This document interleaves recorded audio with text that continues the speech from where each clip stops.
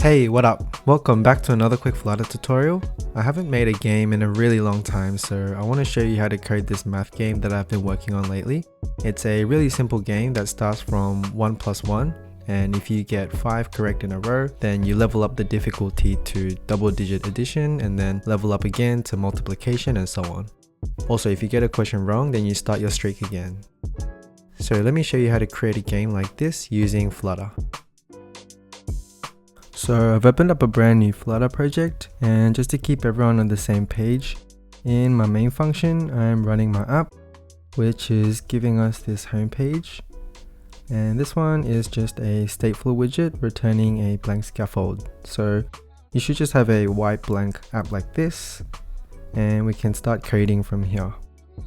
Now for the color of the app, this is obviously going to be your own choice, but I'm just going to go for deep purple, which I think looks pretty good. And so the game I want to make is this math game, and let's just have a grid of numbers on the bottom, kind of like a calculator, so that the user can input some numbers to a certain math question. And for the math question, we can start off with some basic addition, like 1 plus 1 equals to 2, something like that. And we can create a bit of a mechanic where the user can level up if they get, say, like 5 correct in a row, and then they can move up to like times tables or something. So let's see how we go with this one. Now in the body, I'm going to create a column, and first of all, let's create a bit of a plan here by writing some comments. So I want 3 layers essentially. So at the top, I want the level progress. Player needs 5 correct answers in a row to proceed to next level, something like that. And then in the middle, I want to have the question, and at the very bottom, a number pad, so the grid of numbers like the calculator. So we're gonna do, first of all, at the beginning, let's just create a container of height 200, and let's give this a color, say deep purple. Cool, here it is. I think we could maybe say 160. And so what I want to place at the top here is I want to have like 5 circles or boxes. And so as the user or the player gets a question correct, we'll display sort of like a progress. So they knocked 1 out of 5 questions. If they get another one correct, then 2 out of 5. And if they fill up 5 out of 5, then they can level up to a bit of a harder math question. So this is going to be the level progress. And so we'll come back to this one a bit later on. And for the question and the number pad, I'm going to use some expanded widgets here, which I really like using expanded widgets at the beginning to sort of structure out the UI. So for example, if I have an expanded widget with a container, let's just give it a random color, say blue. And then I copy it and create another one and say red or green. So 2 expanded widgets will fill up the entire space, meaning it will equally cut in half. Now with the number pad, I might want to make this a little bit bigger than the question. Yeah, so here we'll display like 1 plus 1 equals 2. And this will have a grid of numbers for the user to input their answer. So I'm just going to get rid of this color. And in the middle, let's just put in an artificial text widget for now, just so we can have a good sense of what we're doing. So I'm just going to say like 1 plus 1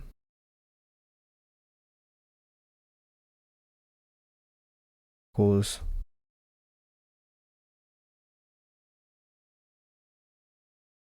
And let's just give this a text widget, a text style, sorry. Let's make this bold. Let's make this a little bigger. And also the color, let's make it white. Cool, and maybe this could be 32. Cool, and one thing I'm just gonna do real quick is I'm just going to create a new file called constants, or maybe we could just say const. And in this file, I'm just going to store some of the constants. So in other words, things that are not going to change. So for example, like this text style, I might want to reuse it again later on. So I'm just going to cut this, and let's say variable, I'm going to call it white text style, and then we can just give it like this. And so coming back to our home page, I can say white text style. You can see it right there. So later, if I need to change this, I can just change it in this file, and then I can just reuse this bit of code nicely. So for now, let's just put in a fixed string like this, and when we come back to this after the number pad, we'll give some variables for each of these numbers to make this a nice automated game. Okay, so for now, we'll just leave it as that. And coming down to the number pad, so I'm going to use a grid view builder, which I actually made a separate tutorial covering grid views and grid view builders in more depth. So check that out if you need. But I can show you real quick how to code this up right now. So let's just get rid of this green color. And I'm going to say, I think we can just get rid of this container and just put in a grid view builder. So in this grid delegate, if you just start typing sliver grid delegate with fixed cross axis count, this is the one I want. And what this basically does is the cross axis count, you can specify how many you want in each row. So the number I'm going to go for is 4. So I want 4 items in each row.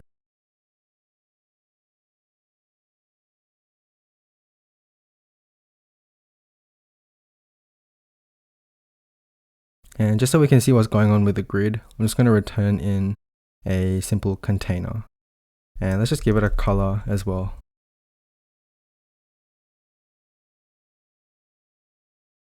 And one last thing is I didn't specify an item count.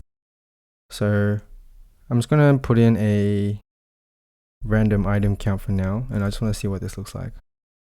Cool, so you can see the grid there, but let's just give this a little padding so we can see this grid a bit better. Now when you look at this grid, you can actually scroll here, which is not what we want. So if you go to your physics, you can say never scrollable physics.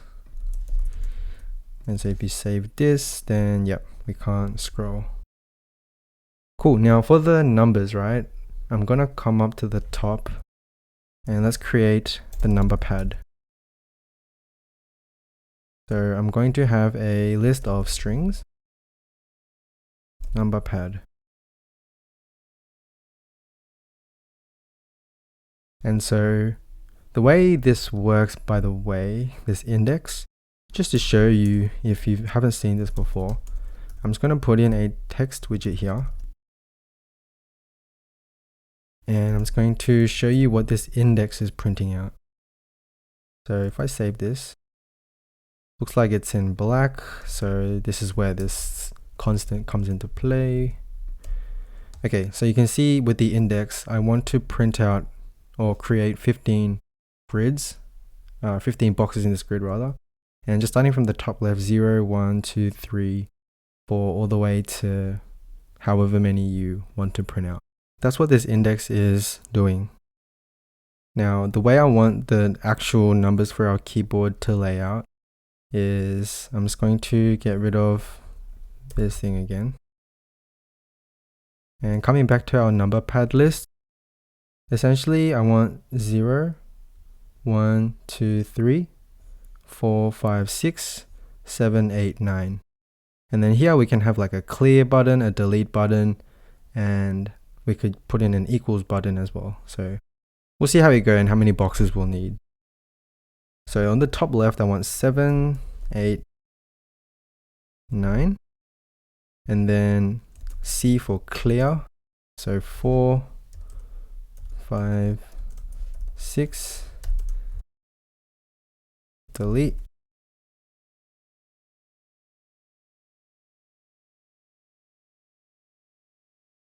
Equal sign and 0. Cool. And by the way, since we now know how many that we're going to print out, instead of just saying some number, we can say print out however long the number pad is. So let's see how this looks.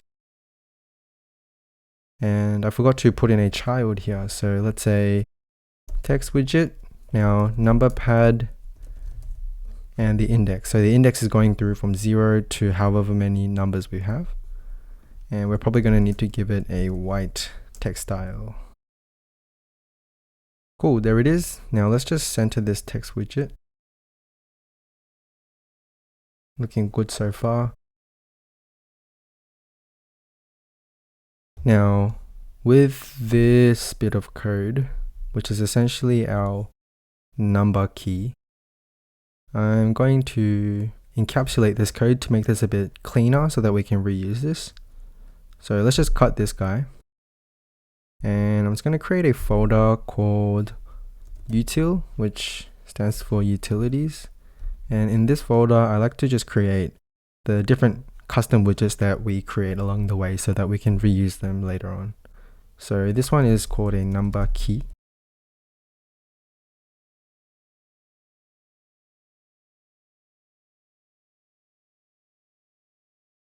Or you know what, I'm just going to change this name. I'm going to call it my button. So I'm going to create a stateless widget called my button and return what we had before. Cool, so the white text style we can just import. And this bit of information comes from here. So let's create a child so that we can treat this widget like any other widget. And so we're going to create a constructor here. So required this.child. And we can give it a child here. Awesome. Let's be more specific. I want to say this has to be a string since we're putting it in a text widget. Cool. So now that we have our button there, we can just say my button. And in here we can say number pad index. Cool, so nothing should change. It's just I just cleaned up my code and separated out this button into a separate file. Cool, and one touch I'm gonna make with this one is I actually want the C to be green, and delete, maybe we could make it red. So let's just decorate this a bit. So in the container here, I'm just gonna specify a box decoration. And by the way, if you didn't know, if I save this, it's going to create an error because you have to specify the color in a box decoration. And then what I want to do here is the border radius actually. Let's do that. Like these borders are so sharp, so I'm going to say 4. Looking pretty good. And we're also going to change, oh yeah, the color. So let's say by default, it's actually a bit lighter. Or maybe a bit darker. And I'm actually going to say variable button color. By default, I want it to be this one.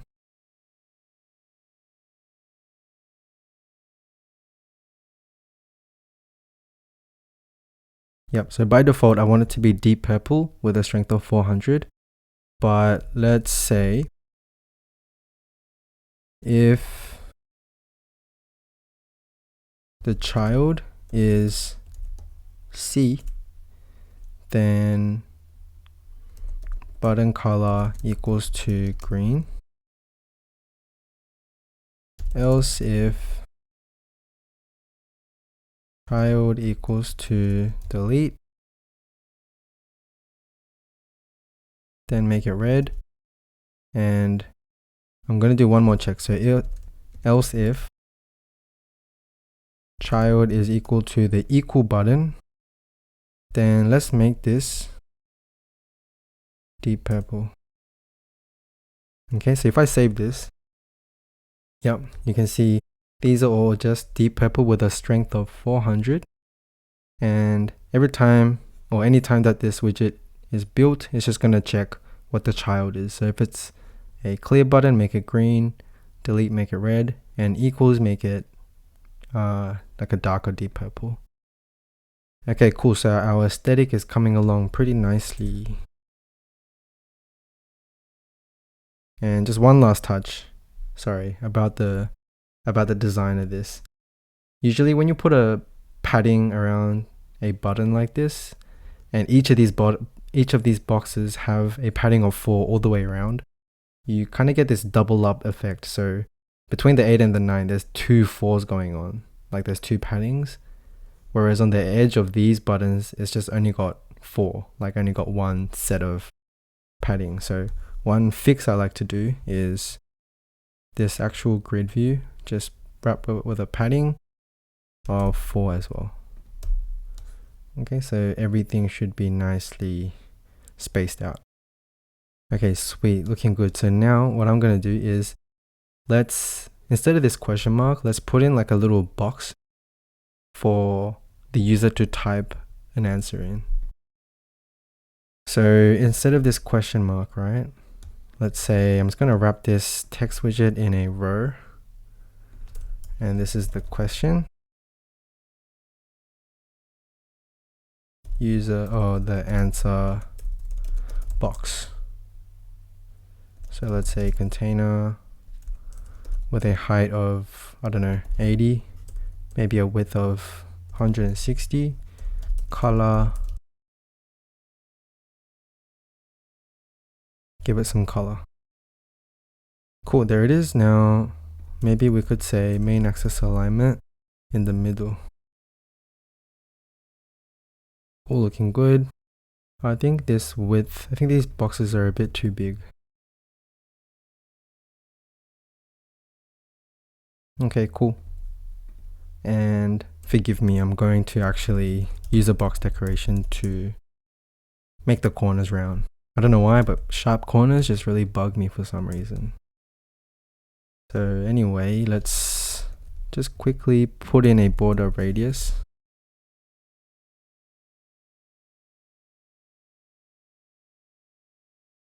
Sweet. Now in the child of this container, let's use a variable here, which we haven't created. So let's create this now. So we have a number pad list, and another variable I'm going to create is the answer, or let's say user answer. So this will just be a string. Let's call it user answer. And for now, it's just a blank string. So in the child, let's say the user answer in a text widget. And we might need to style it with the white text style. Cool. So because this is a blank string, let's just try this out. Let's say 4. Cool, there it is. And it's not really spaced out where I want it to be. This needs to go in the center. Cool, so how can we make it so that if I click these buttons, we can input into this box? Well, couple things. First thing is I need my buttons to be clickable. So we're going to need to wrap this button in a widget. Let's wrap the container inside with a widget called a gesture detector, which detects a gesture just like the name suggests, and the gesture we want to go for is on tap. Okay, so with this button, let's just create an on tap method, which for gestures it should be on void callback, this one. So this is just saying we're going to accept this function and just pass it through to this button. And let's just make sure to require it. So what we just did just then is we gave our button an ability to have an on tap function. So you can see it's got a red squiggle because we have to fill this out. So on tap, what are we going to do when the user taps the button? Well, first of all, let's just create a method and let's call it button tapped. And specifically, just coming up here, let's just create the button tapped method. User tapped the button, or tapped a button. So void button tapped, and let's accept a string called button. So essentially what I'm doing here is when I tap on a button, I want to call this method, but I also want to know which button was being pressed. So just coming back to this situation, we can say button tapped and pass through the number pad index.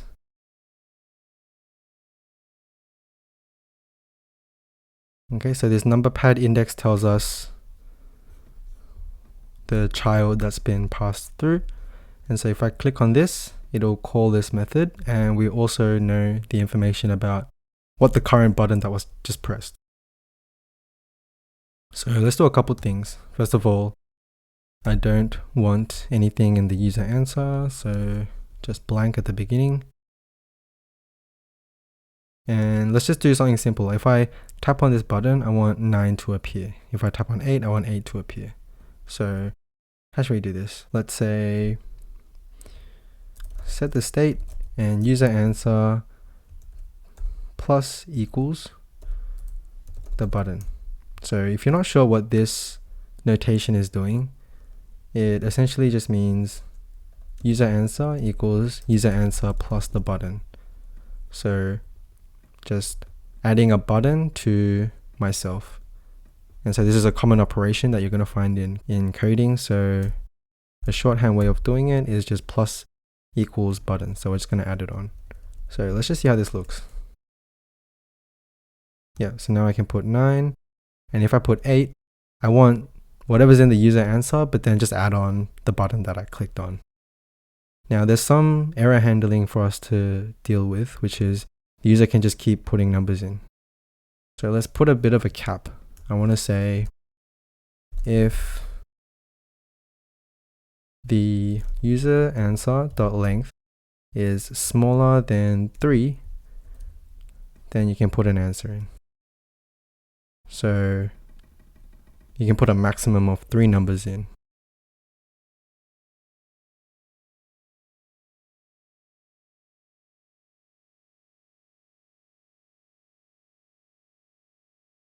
Cool, so far so good. So one funny thing, by the way, is if I press, like if I clear this out and press C, it's just going to print C, and same thing with delete. So obviously we don't want this to happen. This bit of code is good for the numbers. And for these 3 buttons, we want some different behavior, right? So first of all, let's say if the button is C, then user answer equals to a blank string. Else, if button equals to delete, then user answer equals to user answer dot substring. So whatever's at the beginning until the length of the entire string, just -1. So this bit of code will knock off or delete the very last character. So else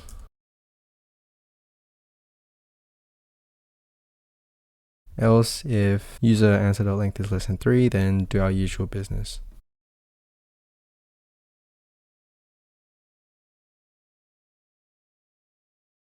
Okay, let's see how this works. So obviously we can put these numbers in. If I press clear, it'll get rid of it all. And what about delete? Let's say 9, and we can delete.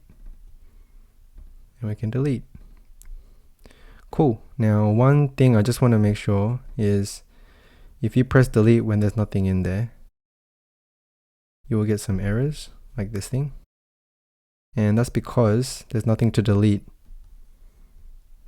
So let's just help out the code a bit. In the delete section here, let's just do one little nested situation. So I'm just going to say if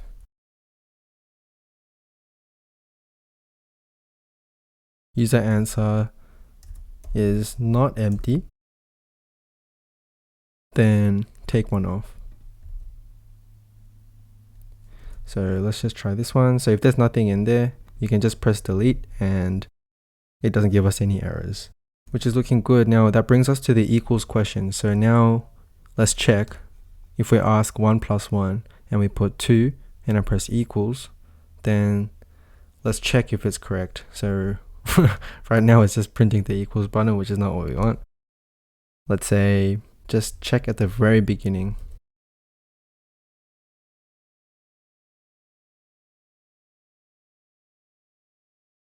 If button is equals,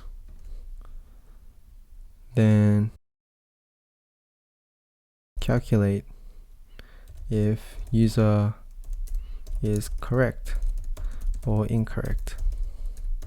So we say 1 plus 1, user puts in 2. If I press equals, then let's check. Actually, let's put this in a different method. Check result.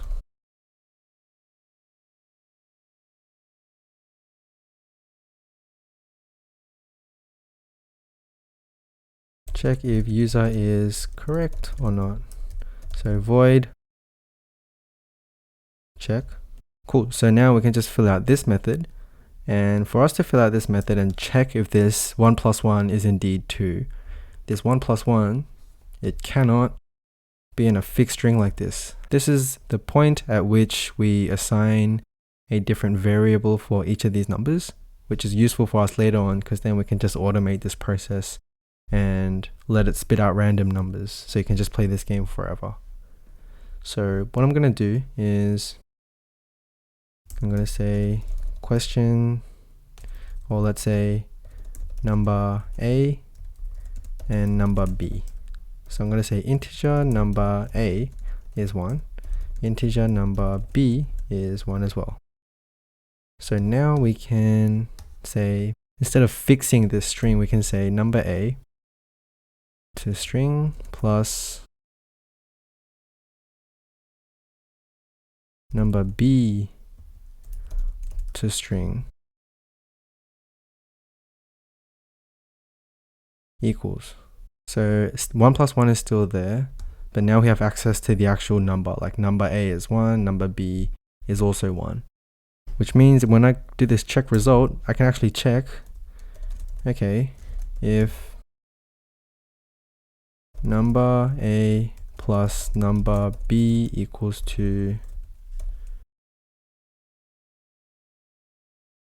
user answer. Now number A and number B, they're both integers, whereas the user answer is a string. So let's just say integer dot parse user answer. Cool. And just simply, let's just print on the console correct.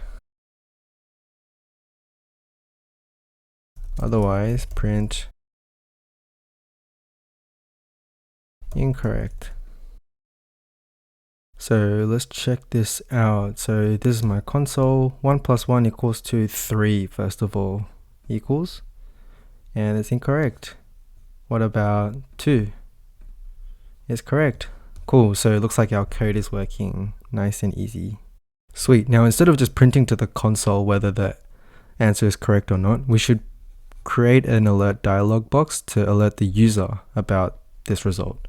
So if it's correct, I'm going to show a dialog. And what I'm going to do here is return an alert dialog. And in the content, we're just going to put in a widget. So I'm just going to put in a container with a height of 200. Let's make this deep purple. And in the child, create a quick column. And at the beginning, we want to say correct. And let's also give it that white text style.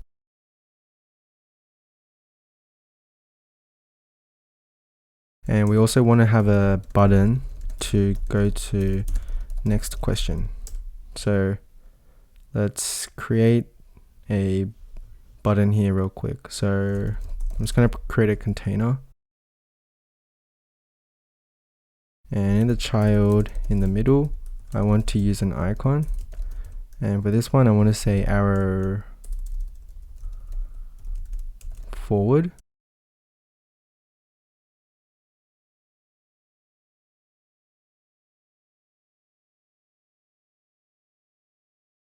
Okay, so I just created a quick button. I want to say 1 + 1 = 2. If I press equals, we get this, which is looking really funny. I actually think, oh, the alert dialog has a background color, so no need to specify this. Also with the button, we can say padding.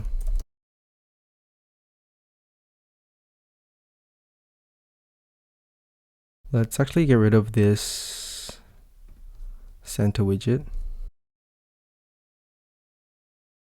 Yeah, much better. And in this column, let's space this evenly. And one last adjustment is the corners. I want to border radius. Let's clip these corners. So one last check. Cool. And if I click this button, let's go to the next one. So I'm going to wrap this container in a gesture detector. Let's create a method here saying go to next question.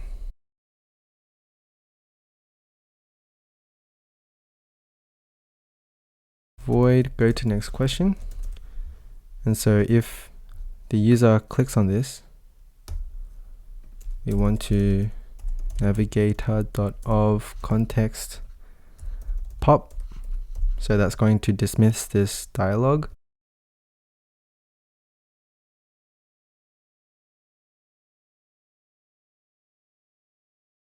If I say 1 + 1 = 2, hit this, and so we dismiss the dialog, but then we have to reset some of these values. Reset values. The first thing to reset is the user answer. Just bring it back to a blank string. And we want to change the numbers. Create a new question. So 1 + 1 = 2. We want to dismiss the alert dialog, then reset the user answer back to 0.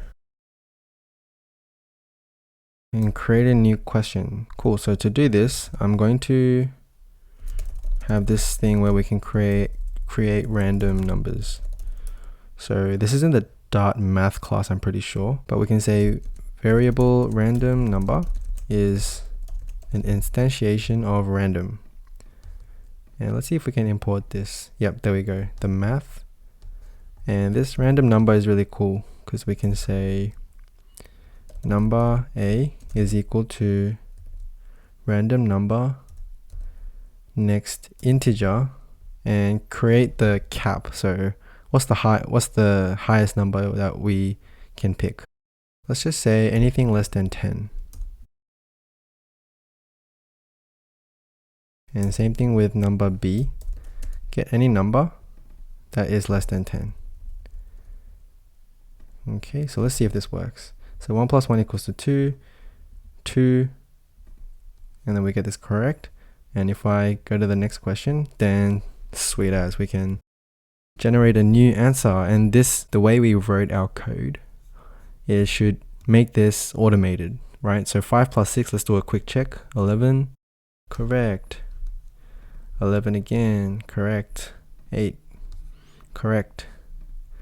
10, correct. So looks like our game is working. So now we have a alert dialog when we get the answer correct. What about when we get the answer wrong? You can see like returning this alert dialog widget. Let's just grab this alert dialog and go to your utilities, and let's just create another file called result message. So I want to reuse this again for when we lose. So that's why I'm going to just put it in this file so that we can reuse it. So let's call result message and just return that alert dialog.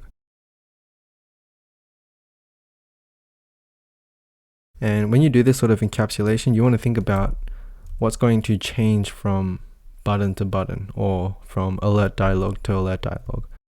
Well, the difference between the two ones I want to use is, first of all, the message, like are you correct or incorrect?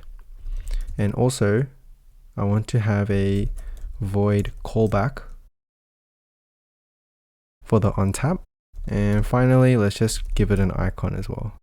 So let's require the message.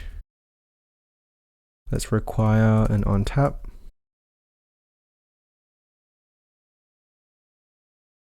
And also require the icon. Okay, so the message can go here. On tap should go here. And the icon should go here.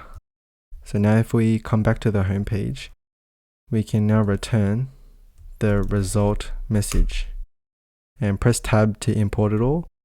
And we can simply fill this out now, which is really useful what we just did, because I can just copy one of these and reuse this result message. So these are the three variables that's going to change between each message, right? So the first one I'm going to say correct. This one is sorry. Try again. On this on tap, we created this method. Go to next question. We didn't create this method, but we should say go back to question. And the icon, this one we wanted a forward icon. And what could be an icon going back to the question? Maybe like a rotate icon. Okay, so we'll see how that looks. And just last thing, let's just create our method for when we get it wrong.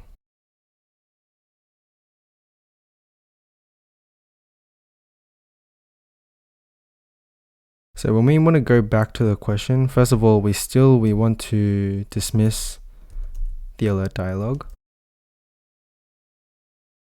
And what else do we want to do? We want to, should we reset the user answer?